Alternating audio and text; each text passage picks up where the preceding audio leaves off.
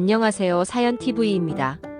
오늘 이야기는 1974년부터 2005년까지 미국 캔자스에서 일어난 실화입니다.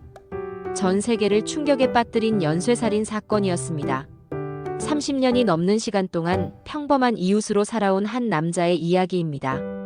이해를 돕기 위해 등장인물의 이름과 배경을 한국식으로 각색했습니다.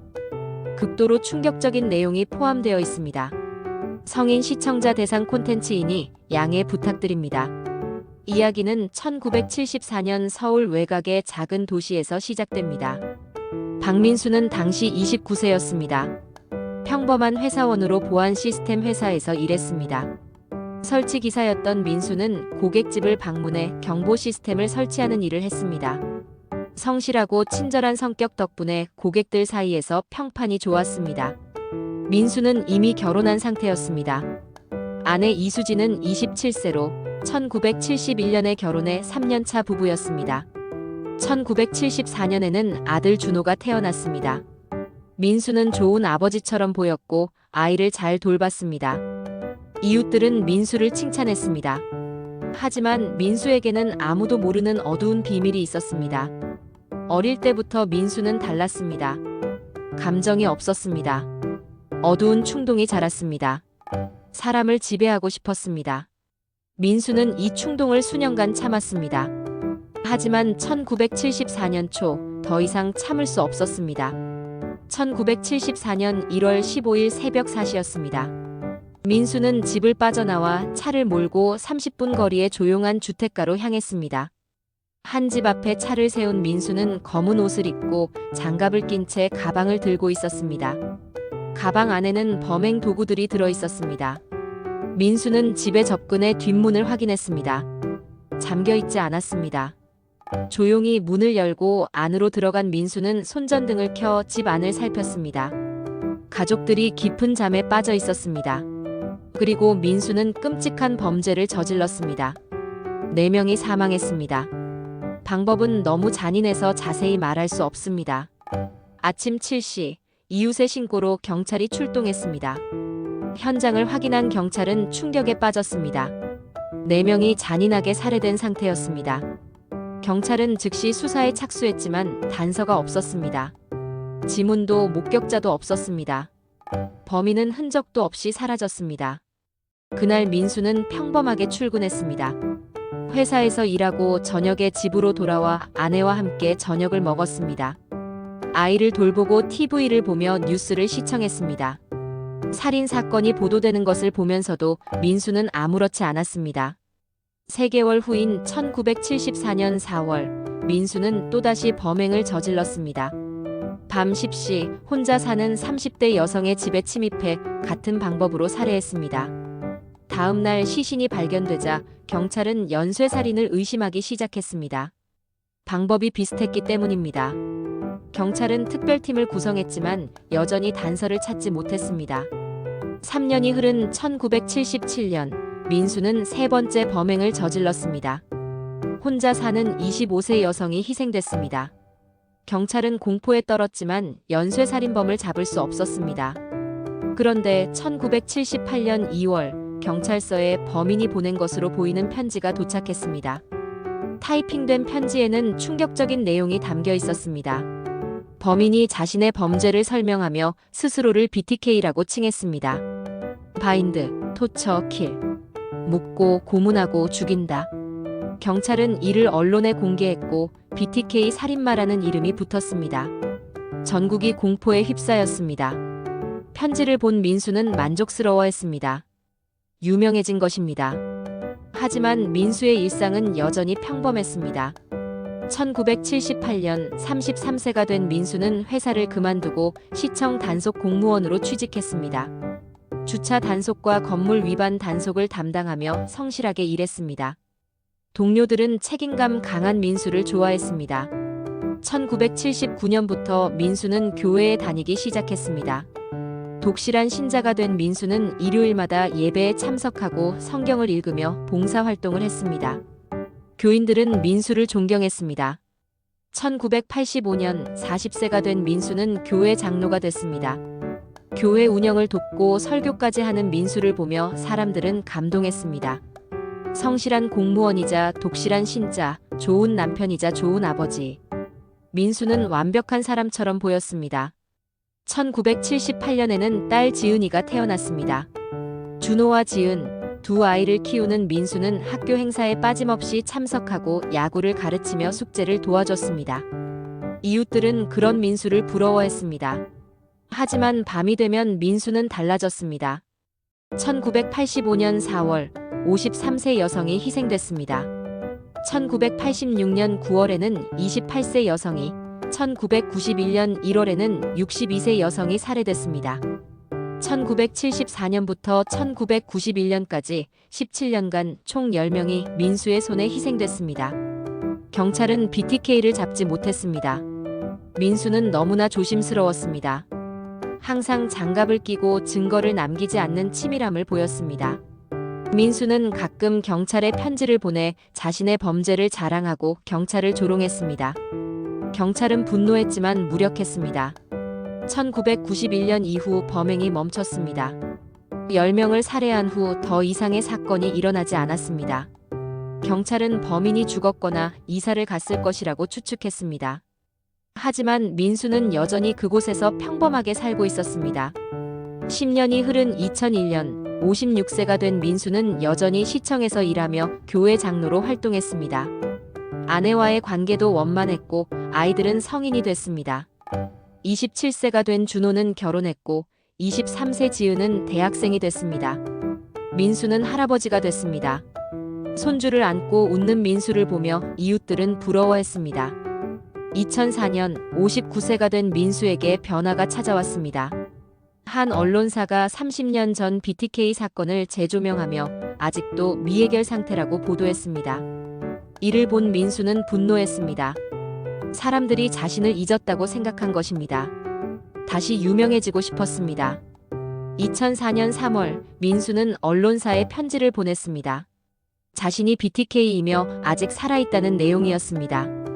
언론은 BTK가 돌아왔다고 대서특필했고 전국이 다시 공포에 휩싸였습니다. 경찰은 특별팀을 재구성하고 수사를 재개했습니다. 민수는 2004년 한 해 동안 10통이 넘는 편지를 보냈습니다. 자신의 범죄를 자세히 설명하고 피해자 사진까지 동봉하며 경찰을 조롱했습니다. 하지만 2005년 2월 민수는 치명적인 실수를 저질렀습니다. 편지 대신 플로피 디스크를 보낸 것입니다. 디스크 안에는 문서 파일이 들어 있었습니다. 경찰은 디스크를 분석해 메타데이터를 확인했습니다. 문서를 작성한 컴퓨터의 정보가 그대로 남아 있었습니다. 교회 이름이 포함돼 있었습니다. 경찰은 즉시 해당 교회를 수사했고 교회 장로인 박민수를 찾아냈습니다. 경찰은 믿을 수 없었습니다. 60세 교회 장로가 BTK라니? 하지만 확인하기로 했습니다. 일주일간 민수를 감시하고 미행한 끝에 경찰은 딸 지은의 DNA를 입수했습니다. BTK가 남긴 증거와 비교 분석한 결과 가족관계로 확인됐습니다. 민수가 BTK였습니다.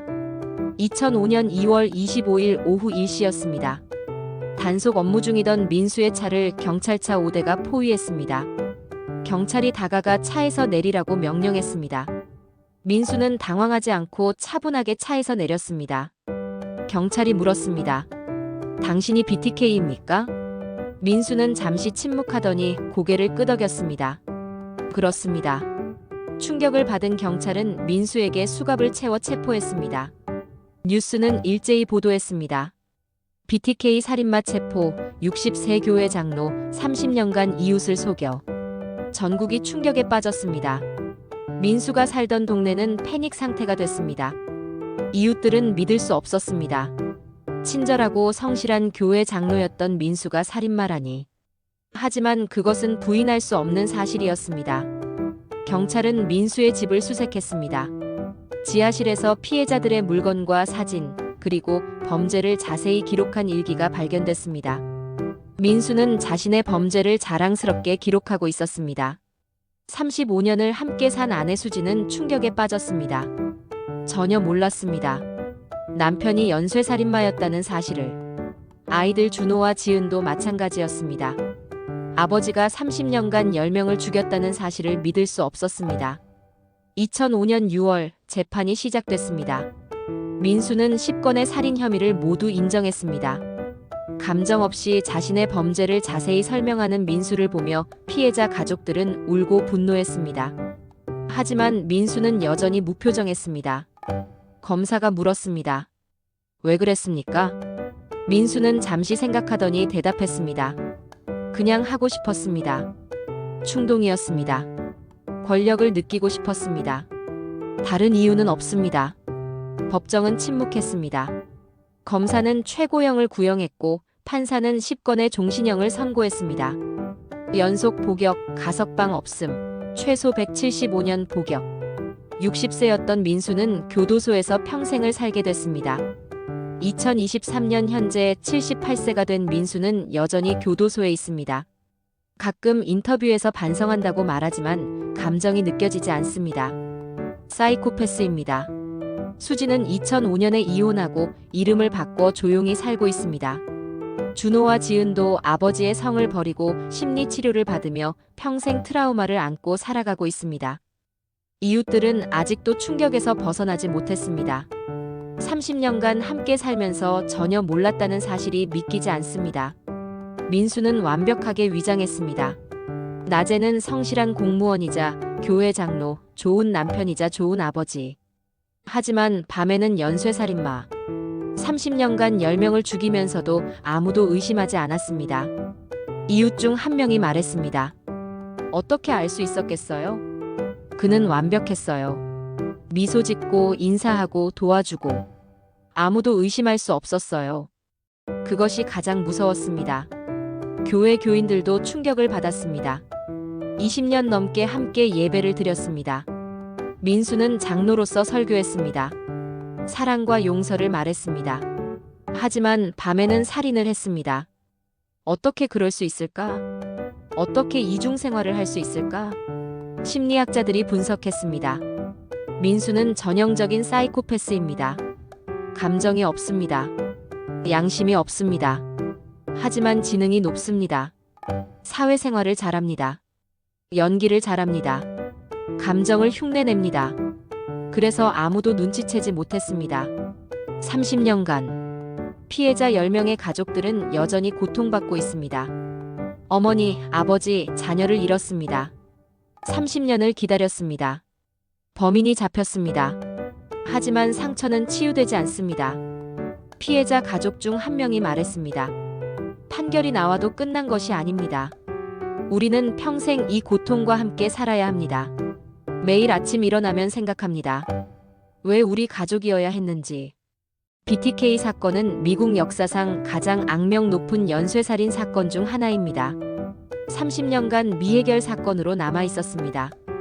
범인은 평범한 이웃이었습니다. 성실한 공무원이었습니다. 독실한 교회 장로였습니다. 좋은 남편이자 아버지였습니다. 아무도 의심하지 않았습니다. 완벽한 위장이었습니다. 민수는 낮에는 평범한 사람이었습니다. 밤에는 괴물이었습니다. 두 얼굴을 가진 사람이었습니다. 30년간 아무도 진실을 몰랐습니다. 결국 자신의 실수로 잡혔습니다. 플로피 디스크. 그 작은 실수가 30년의 비밀을 무너뜨렸습니다. 돌이킬 수 없었습니다. 사연TV였습니다. 오늘 이야기가 도움이 되셨다면 구독과 좋아요 부탁드립니다. 알림 설정을 해두시면 새로운 이야기를 가장 먼저 만나보실 수 있습니다. 여러분의 구독과 좋아요가 큰 힘이 됩니다. 다음 이야기로 또 찾아뵙겠습니다. 감사합니다.